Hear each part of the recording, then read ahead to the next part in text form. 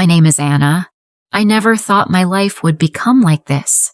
When I first met Mark, he was kind and full of promises. He said, Anna, I will take care of you. You will never feel alone. I trusted him. Now, years later, I see that life is not always what we expect. The alarm rang. I jumped out of bed. I had to cook breakfast, pack lunch, and wake my daughter Emily for school. Mark was still lying in bed. I shook him gently. Mark, wake up. Please help Emily. He pulled the blanket over his head. Let me rest. You do everything better than I do. I felt my heart sink. I ran to Emily's room. I dressed her, combed her hair, packed her bag. The toast was burning in the kitchen. The clock was moving fast. My hands were shaking.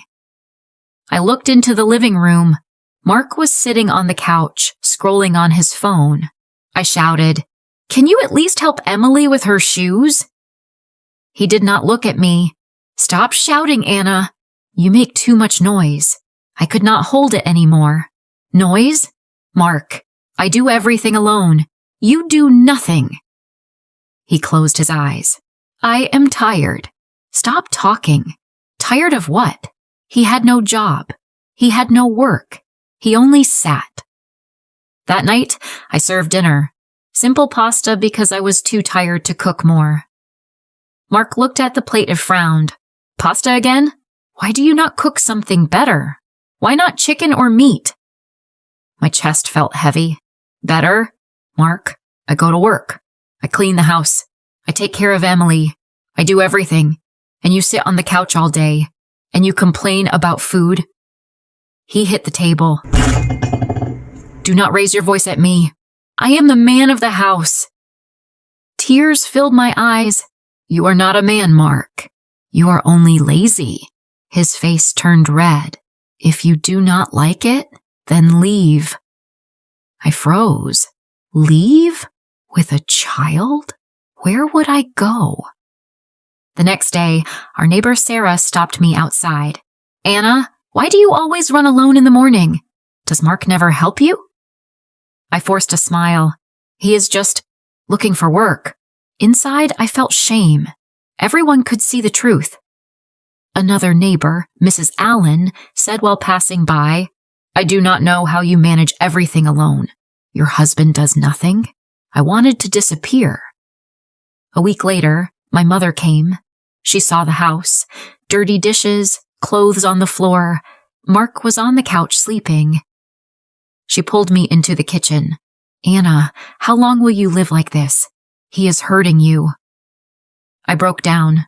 Mother, I cannot handle this alone. Emily needs her father, but he will not change. Mother looked at me.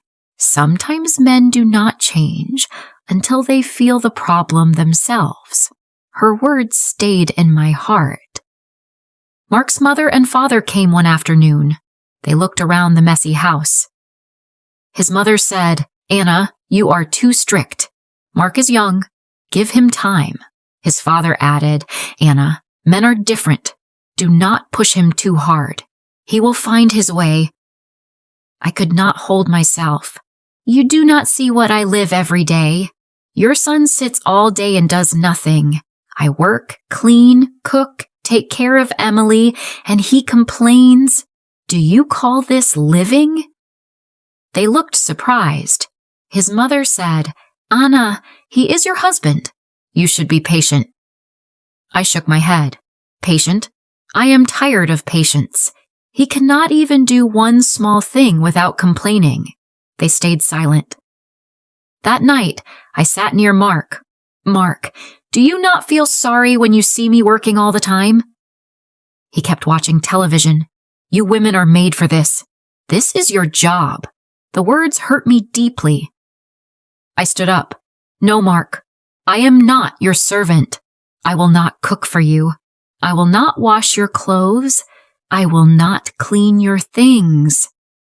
He laughed. You cannot live without me. I stared at him. No, Mark. You cannot live without me. The next morning, I cooked only for Emily and myself. Mark came to the table. "Where is my breakfast?"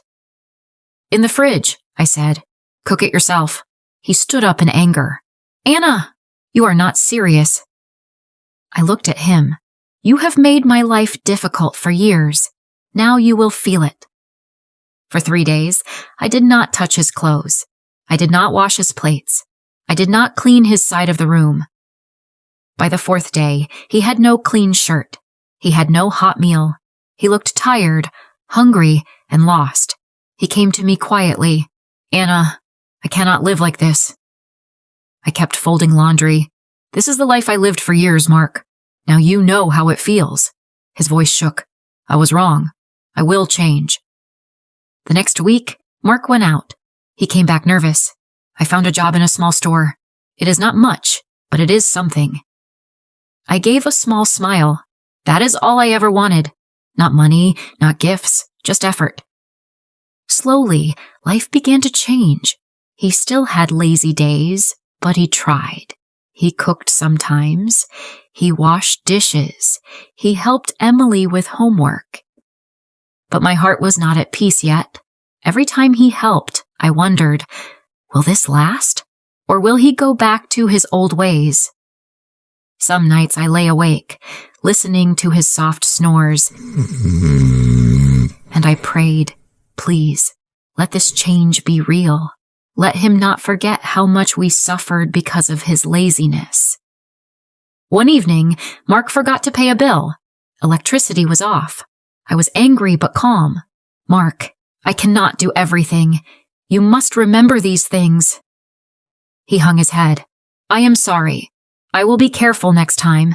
Emily said, "Papa, do not worry. I know you are trying." Even small words gave him hope.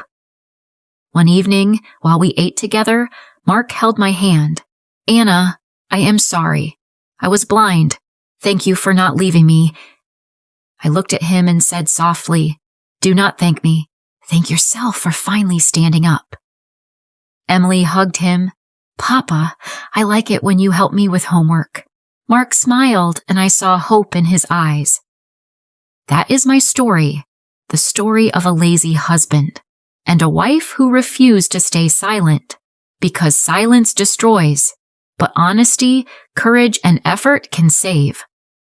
Life is not easy, but change is possible.